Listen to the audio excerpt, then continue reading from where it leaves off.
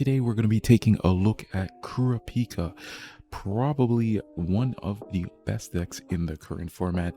The format has been going on for quite some time now, and we're all looking forward to JJK, but I wanted to touch on the deck that I've been probably playing the most out of any decks, which is surprising because when the format started, I did not want to touch this deck, but the more and more I started to play the format, more I realized the deck is actually quite fun. So this is my take on it. And if you guys like my content, as always, make sure you guys are hitting that like and subscribe. We are almost at the 200 goal, so thanks for all the support. Anyways, without further ado, let's get into it. So the first, as always, we're going to be starting with our 0 drops. So we are on 3 Zappelli or Zappile or whatever you want to call him. Just an on play, draw 1, trash 1. And he has the trigger to draw a card. I'm only on 3 just because some of the times with this deck, you want to be keeping your pieces in hand. You don't want to be discarding or having to make awkward decisions when it comes to discarding. You usually want to just use this in the late game when you're digging for your pieces, especially if you know your deck is compressed enough. You can use this to make sure you're hitting your pieces in the late game. The next one we're going to be looking at is the 0-1 Kurapika. Simple stuff. It adds the hand on trigger, and it's a Kurapika in name, which we need. The next card we're going to be running is 4 of Sataz. So this deck, the way I built this deck personally is I want to get to 5 as quickly as possible. I'm trying to reinforce the 5.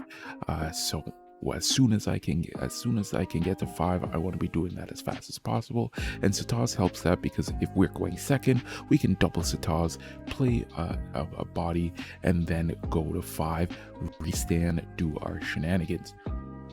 That's my name of the game, and I want to max out on the chances of that happening, so that's why I run the 4. In tandem with that, we are on the 1-1 Leorio. We're only running 3 just because we don't want to see it too much, but we want to see it enough so we can use it to potentially bounce. Let's say, for example, a Sataz after we go, let's say we can't find a 0 drop and we're bricked. This is basically our anti-brick card. We can tap the Sataz to play the Leorio to bounce the Sataz, do shenanigans, and continue on our day. In tandem with both of those two, we're also running the 2-1 Netero, also only on 3, just because we want to see it, but we don't want to see it, you know?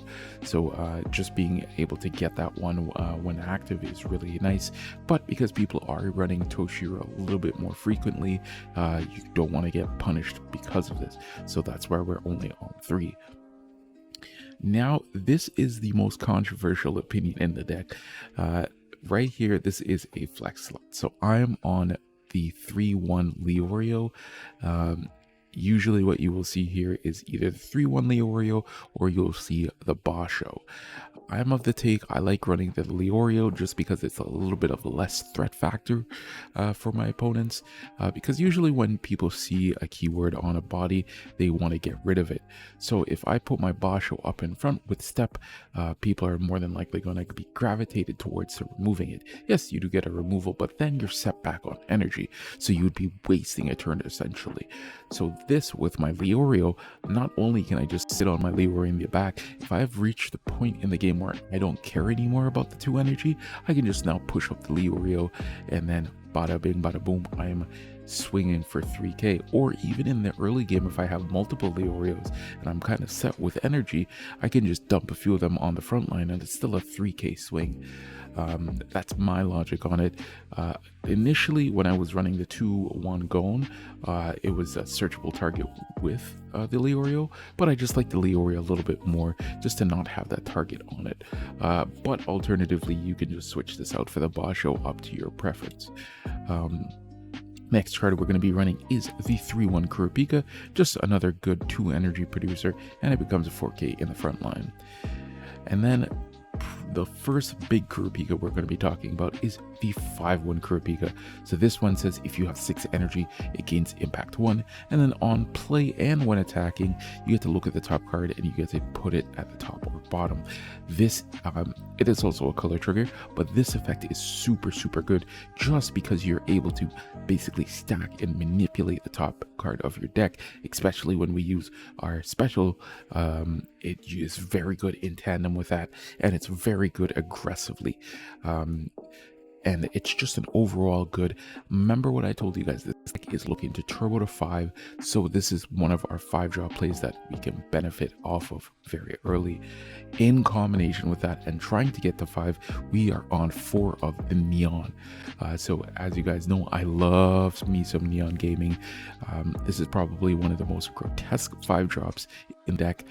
Just being able to look at the top 4, either play a 1/5 cost with 1 action point on the printed card, or you can raid into something with a 1 action point requirement. So either you can raid into our big Kurapikas, you can slap down 2 of the cards that we're going to be talking about in a second. You can pop down a 5/1, pretty much every card except for neon in the deck, and the event cards are targets for neon, so you will always be getting a neon hit as long as you can see a body in that top half. And one of the first bodies that we're going to be wanting to hit off of that is our Hisoka. Normally I would be on 2 Hisoka, but I'm only on 1 this time around. And the reason being is Hisoka is a very good card, but the fact that we have to pay 1 AP into it, it can be a little bit not beneficial from time to time. I mean, if you have the neon and then you flip the neon and then hit the Hisoka and then pay that extra 1 AP to do so, then by all means. But some of the times we just don't want to do that. We just want Hisoka as a body. So only on the 1 Hisoka, it comes up sometimes. But we do get to draw a card when we win a battle, so we do get to dig a little bit deeper. And the card that I bumped up for Hisoka is the Hanzo. So because decks are going very aggressive nowadays, we kind of have to be aggressive back. And remember what I told you guys, this deck is all about the race to 5. We want to be on 5 energy as soon as possible, so being able to get the Hanzo out in the back line and then pushing that up and potentially swinging either for 5k worth of power or damage 2 is just very, very good pressure. Only on 2 of, I do not want to see more of this card. It can be bricky, especially in the late game. This is very much an early game card. This is our backup Kurapika, essentially, just in case we do not see a Kurapika off the first neon flip. We can just basically put this in the back line and chill with it. So only on 2. And then speaking of Kurapika, probably our biggest threat in the deck on a 5k body, 7/1 Kurapika, just insane house of a card. So on raid, it gains impact naturally, and then when played, you either get to suspend something or you get to give this character snipe. And snipe on a 5k body is just insane. Snipe is a very busted keyword. Being able to attack into characters is just very strong. Being able to get rid of your opponent's boss monsters is also very, very strong as well. So that's why we see it works really well with the neon. Usually when you are neon gaming, you're always going to hit 7 energy, so you'll always be able to flip a Kurapika even as just a vanilla 5k body at the worst. But usually you will be able to raid into him with the variety of Kurapikas that you are running, so you'll get that snipe and all that goodness. Just a very insane card, very strong card in this first set here, and just very, very strong. And then to round out our deck, we cannot not have our events, and as per usual, we are going to start with the Hunter's License. So this is basically your final trigger, still on 4. I've seen a lot of people drop this to 3, 2, and even fully cutting it out of the deck. That I don't agree with. I just think even just the chance of having that final is very strong.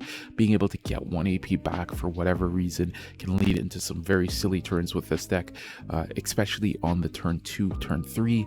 If you have the right setup, you can basically just dump a full board and your opponent is in a very bad position. I think being able to do that is just insane, and I want to maximize on my chances of that, so I still believe you run 4 of them. Another card that we have to talk about when we talk about events is this deck, and shoutouts to Triple D93 in the community Discord. If you guys aren't in that, make sure you guys click the link in the description to join that. A lot of good players in there who sold me on Water Divination. So initially when I was running this deck, I was not running Water Divination. I was just running my 4 specials, 4 finals, but Water Divination has proven time and time again how clutch of a card it is. So one of the things about this game that I love is card advantage. I love being up on cards and having options. And Water Divination says, hey, instead of taking that AP draw, now you can not only stack the top 2 cards of your deck, but you also get to draw 2 cards as well. So you get to know where everything is and giving you that information. Also being able to dig a little bit deeper, more consistently for the cards that you need.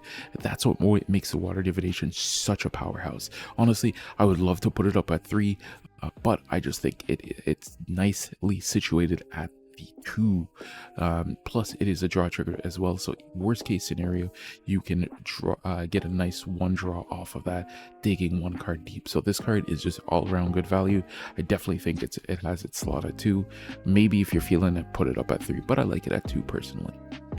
And then to round out the deck, it is going to be the special trigger, House of a card. So not only does this card say you get to target something and give it plus 3k, if you target a Kurapika, that Kurapika now gains snipe. So basically getting the 7/1 effect on a body, and then when that character wins a battle, you get to draw a card as well.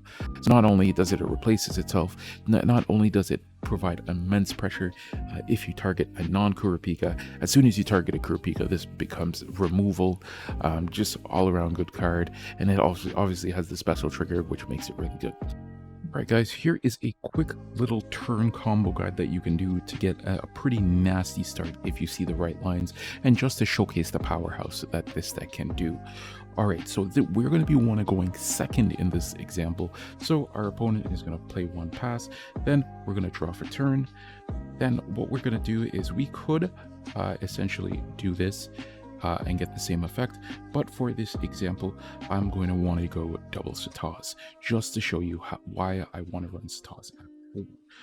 So double Sataz, our opponent passes, they do whatever, and it's back to us. So now we draw into the 7/1 Kurapika. Good looking hand right here.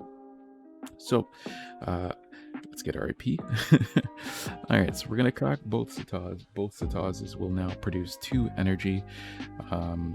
And then what we're going to want to do is we're going to want to drop the 3/1 Kurapika here. Reason why we drop the 3/1 Kurapika is not only will this be a 4k on our later turns when we have enough energy, we just want to get this ready for the follow-up.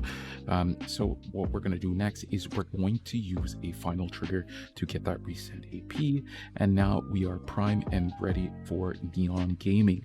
We have enough energy, so we're producing 6, so we're going to use the 2 here to go Neon Gaming.